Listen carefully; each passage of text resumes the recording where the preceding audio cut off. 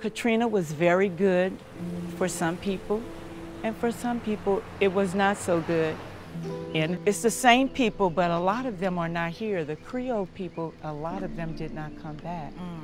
And so you have abandoned houses where people are not living, and then you have houses that have been erected right next to the abandoned houses, which I think, you know, it makes the neighborhood very different.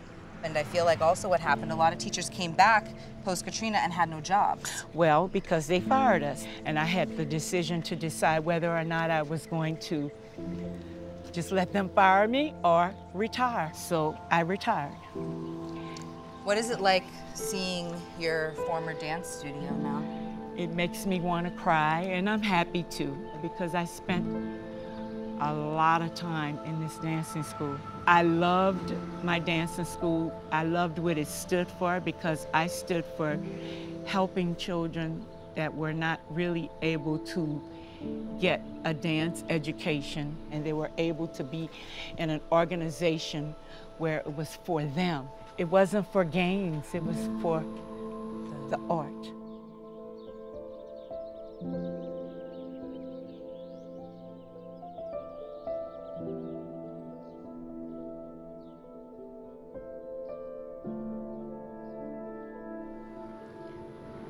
Is this the first time you seeing this since? The house.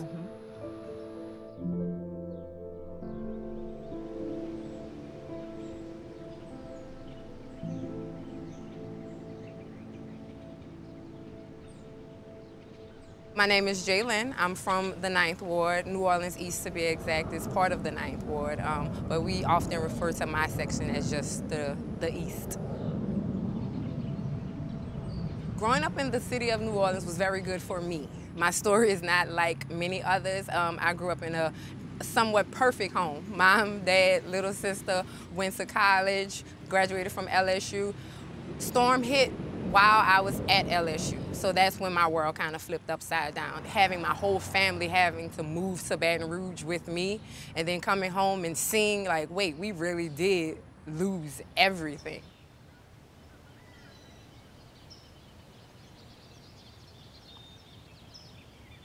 Our neighborhoods aren't the same. We're still putting back certain pieces. Where I went to elementary, the school was just rebuilt this year. Like, why did it take that long to rebuild something from so many years ago?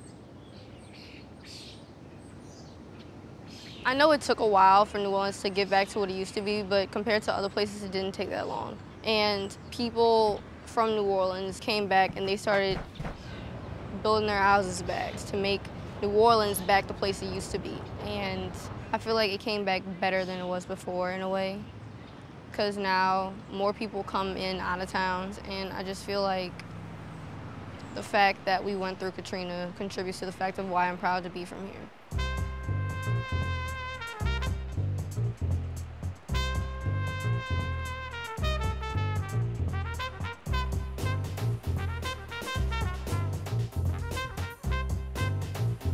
There are places in New Orleans where it's just all partying, but in the grand scheme of things, family is one of the most important things. It's what New Orleans is centered around.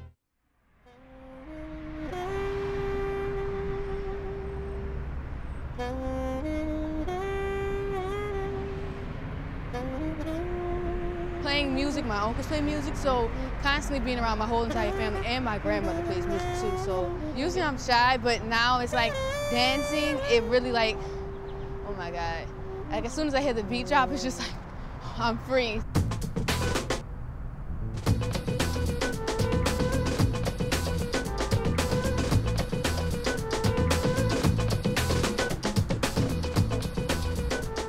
I was pregnant with her. I think I was like 7 months. And I had a dream that me and my husband is driving in a car. And while we was driving on the road, we ended up slipping into something that was like a perfect world. And then I found out it was a utopia. And then 2 days before that, my husband decided to name his record company Black Utopia. So there it is, my perfect world.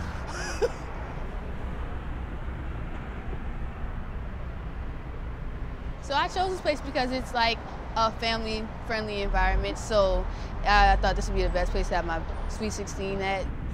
So my Sweet 16 is like the same as what I do all the time, like playing music, but this time it's like, okay, I'm gonna dance and I'm gonna play also. And my dad and a couple of his friends are gonna perform at the party too, and it's like showcasing myself to the world, like as me coming out as a young woman, like this is everything that you guys put into me, and thank you.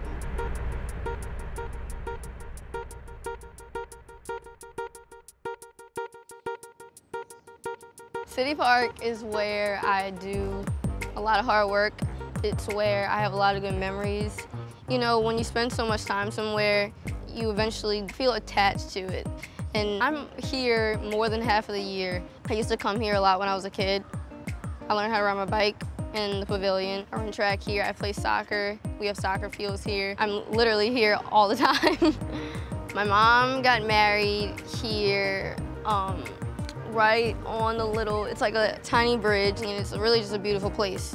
And the trees, they make everything better because it's so hot. The reason I chose this location, I have this great fascination with trees and nature.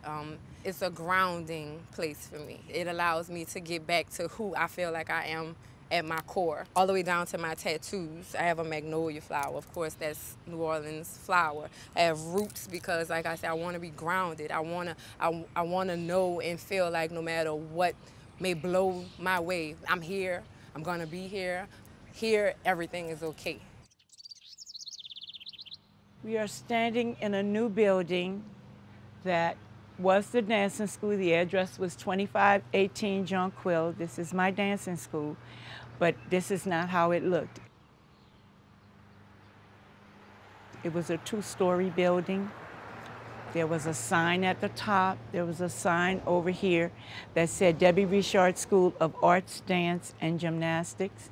And I'm happy that it is going to be for a family, but I am sad that it is an era that's gone away. We still have a lot to go in New Orleans. We still have a lot to go. Growing up in New Orleans, you are New Orleans. You don't have anything to compare yourself to, so you don't know that you're different until you go somewhere else and people tell you you're different. So when I went to LSU, that was when people made us realize it's certain things that we do that go along with activities. Of course, we're not gonna have on heels if I'm about to go bug jumping at a second line, but at night, I'm about to have on my Get 'em Girl dress. Like, so with us, we're able to see exactly what's going on in that person's life based on how they're dressed. And I think other people just kind of get dressed. There are a lot of carefree people, the French Quarters people making money, however, figuring it out as they go. So you almost feel comfortable to do just about anything. What other city can you go to at Mardi Gras time and show your boobs? So I don't have to feel pressure to wear a bra. So I love my city. For a living, I am a barber. Ongoing joke in the barbershop. Anytime my clients come back, it's a 90% chance I'm gonna have a different hairstyle than when they last came. I changed my hair because it's one of the few things that does not have to be permanent. And I don't have to look a certain type of way every day. I've always been drawn to nature and rocks and things of that nature, so I make sure I keep stones and things close to me. And that was the first thing I checked on when I got to the house, is my rock collection, okay? And that's so corny, I know. But I was happy and pleased that I was able to save that, and now I wear them with me as often as possible. New Orleans style influences the rest of the world, and it's always hot, so I can't wear certain things. So I go more towards skirts and shorts, and I like my legs out, and I like my feet out, so I wear sandals a lot. I've been into fashion since I was about, I would say, 4, 5. But Katrina, I was only like 5. I took my stuffed animals, and I took my blankie. But that's it. Now I'm more attached to clothing, but that's kind of all I was worried about. My style icon is Rihanna, because she can wear heels and jeans and look good. I love Rihanna's music, Rihanna's shoes, her clothing line. Now I'm wearing my Rihanna creepers, and I kind of take up on Rihanna's style. I'm defining my style as more of like a rock star meets Afrocentric. Wow. You're a rock star? Yeah. My favorite hairstyle is the mohawk, and I kind of clash like different colors and everything together. So, yeah. Okay, I wear a lot of bold colors, like orange and green or whatever, because I know the eyes are the winter too. So therefore, when I wear that, I want people to see me. You know, nothing else matters but my eyes.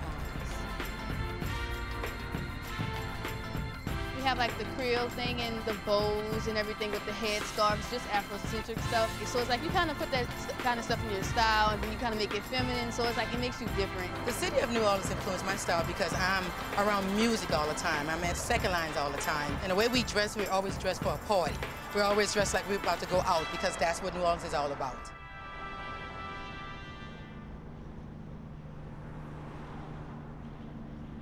I'm a very comfortable person. I like to be very comfortable. I like colors. I think your fashion tells a lot about you. That's anybody, not just me. I think your fashion tells about yourself. I tend to be a free spirit sometimes, not all the time, because I'm structured as a teacher, but I like to be free.